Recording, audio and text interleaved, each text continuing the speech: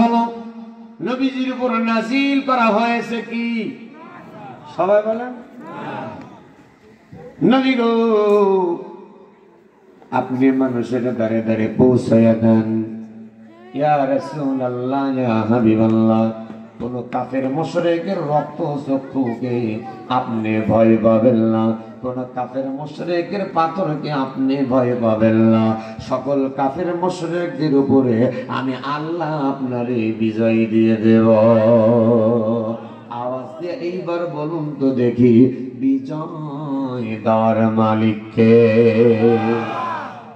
বাংলাদেশের মানুষ জেল জুলুম নির্যাতন অনেক কিছু আপনারা সবাই কিন্তু জানেন, নতুন করে বলার কিছু নাই। একটা কথাই বলবো, যে দলই ক্ষমতায় যান না কেন আপনাদের কাছ থেকে আশা করি, যেহেতু মুসলমান দাবি করে না আর মুসলমানদের সংবিধানের নাম আল্লাহর কালাম কোরআন, আপনি যে দল করবেন সংসদে যাবেন কোরআন দিয়ে রাষ্ট্র চালাবে।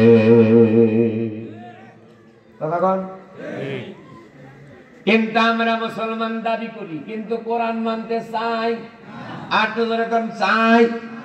এক নম্বর রব্বুল আলামিন সূরা হজর 41 নম্বর আয়াতে বললেন, আল্লাযীনা ইম্মাক্কান্নাহুম ফিল আরদি আকামুস সালাত।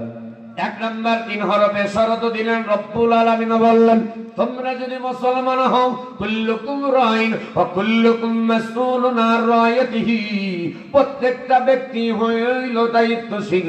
এ কোরআন শুধু জামাত ইসলামের জন্য নয়, এ কোরআন বিএনপির জন্য নয়, এ কোরআন শুধু তাবলীগ জামাতের জন্য নয়, এ কোরআন শুধু চরমনায় আলাদের জন্য নয়, এ কোরআন শুধু আওয়ামী লীগের জন্য নয়, এই কোরআন হলো বিশ্ববাসীর জন্য, মানুষরূপী যারা তাদের জন্য আমার আল্লাহ কোরআন নাজিল করছে।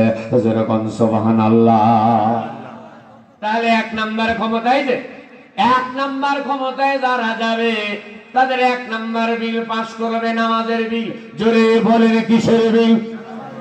নামাজের বিল পাস করলে কি আপনাদের সমস্যা আছে? বাড়িওয়ালা যারা এই বিলটা পাস হোক যাবে তারা, আসর মার্কা যারা এই বিলটা পাস হোক যাবে না তারা। নামাজের বিল পাস করলে কি সমস্যা আছে? কিন্তু নামাজের বিলকে পাস করবে কারা? রব্বুল আলামিন সেটাও বললেন। তাকান, ইয়া আইয়ুহাল্লাযীনা আমানু লিমা তাকুলুনা মা লা তাফআলুন।